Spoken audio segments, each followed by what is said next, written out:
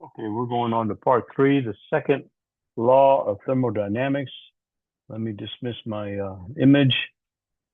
Second law of thermodynamics. Heat itself never spontaneously flows from a cold object to a hot substance. We've heard that before when we were discussing temperature. Heat itself never spontaneously flows from a cold object to a hot substance. An example, in summer, heat flows from the hot air outside into the cooler interior. In winter, heat flows from the warm inside to the cold exterior. Heat can flow from cold to hot only when work is done on the system or by adding energy from another source. Example, heat pumps and air conditioners. Um, okay, a heat engine is any device that converts internal energy into mechanical work.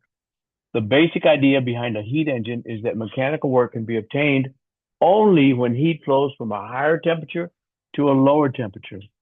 In every heat engine, only some of the heat can be transformed into work. Here's a basic schematic of a heat engine. You have a high temperature source, you have a low temperature sink, and you have the work done. So here's heat input, heat exhaust, and the work done. Every heat engine has a reservoir of heat at a high temperature, a sink at a lower temperature, and every heat engine gathers heat from the reservoir at high temperature, converts some of this heat into mechanical work, and expels the rest of the heat to the sink at lower temperature. Okay, an example is the four-cycle internal combustion gasoline engine, and we'll go through it part by part. In the part A, a fuel mixture fills the cylinder as the piston moves down. As a matter of fact, the piston, because of the previous motion, this is rotating, and the piston is pulled down by the crankshaft, and that pulls the air fuel mixture in. The piston moves up, and you can see the arrow going up. The piston moves up and compresses the mixture adiabatically because no appreciable heat is transferred in or out. You're uh, running at 1,000 revolutions per minute. All of this is happening so fast that heat doesn't have uh, a chance to transfer. Uh, Okay, so it's compressing the gas, and C, the spark plug fires, igniting the mixture, which raises it to a high temperature. And of course, it's basically a little explosion. So the adiabatic expansion pushes the piston down. This is the power stroke. So the explosion of the spark plug causes this to expand, pushes the the gases down, and then the burned gases are pushed out the exhaust valve. Here's the exhaust valve. Then the intake valve opens and the cycle repeats. So that's the basic four-cycle internal combustion gasoline engine. Now, applied to heat engines, the second law of thermodynamics is stated. When work is done by a heat engine operating between two temperatures, T hot and T cold, only some of the input heat at T hot can be converted to work, and the rest is expelled at T cold. For every heat engine expels some heat. For example, the hood of a car becomes hot. The hot air is expelled from a laundry or baking oven. Um, okay. The ideal efficiency of a heat engine was determined by Carnot. It depends upon the temperature of the hot reservoir, T hot, and the cold sink, T cold. And the efficiency is T hot minus T cold over T hot, where T hot and T cold are in Kelvin. In real heat engines, the efficiency is always less than ideal, due in part to friction.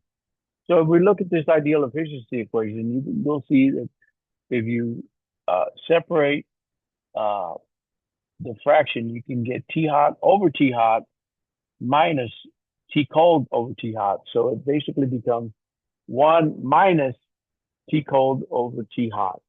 And we'll use that in a calculation in a bit. Okay, here's an example of a steam cycle. You superheat the water. This is, I mean, this is the in a nuclear reactor.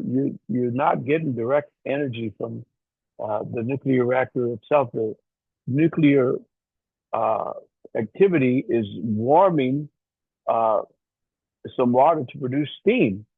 So whether you burn it with like a gas stove or nuclear fusion, it it you get nuclear activity, you get steam, and so this is the steam engine. This is the boiler. The steam comes here into the turbine. The turbine turns, and we're not going to get into electromagnetism, but basically it's turning into a generator, which is generates electricity. And then you have a condenser. Uh, when you condense it, you get low pressure, uh, and that makes it operate. If you didn't have this condenser, the whole thing would be at the same pressure and it wouldn't turn. You need that condenser um, to let the turbine uh, turn. The turbine turns because the pressure exerted by high temperature steam on the front side of the turbine blades is greater than that exerted by low temperature steam on the back side of the blades. Okay. What is the ideal efficiency of a heat engine that is operating between a hot reservoir at a temperature of 400 K and a coal sink at a temperature of 300 K? Well, remember I said efficiency is equal to 1 minus T cold over T hot. So we have 1 minus uh, 300 over 400, or 1 minus 3/4. 1 minus 3/4 means 1/4. And sure it is, there it is. Um, use the formula by Carnot. Ideal efficiency is T hot minus T cold over T hot. In this case, T hot's 400, T cold 300. So the ideal efficiency is 1 minus 300 over 400, or 1 over 3/4. So your result is 1/4. Okay, and here, I think if you listen to me, you've heard me mention that one of my hobbies is baking sourdough bread, and I run the oven at 400.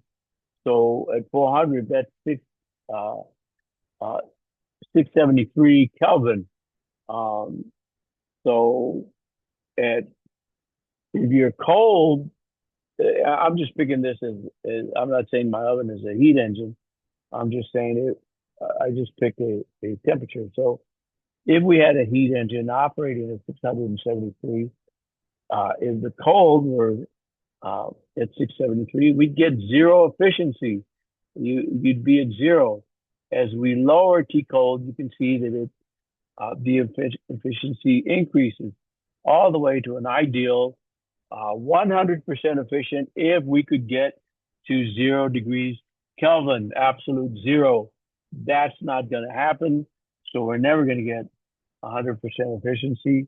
Um, 30, 20, 30% efficiency is is okay. I mean, we can increase uh, efficiency if automobile engines could withstand very, very high heat, which they can't. Very, very high heat. We could increase the efficiency. And that's the end of part 3.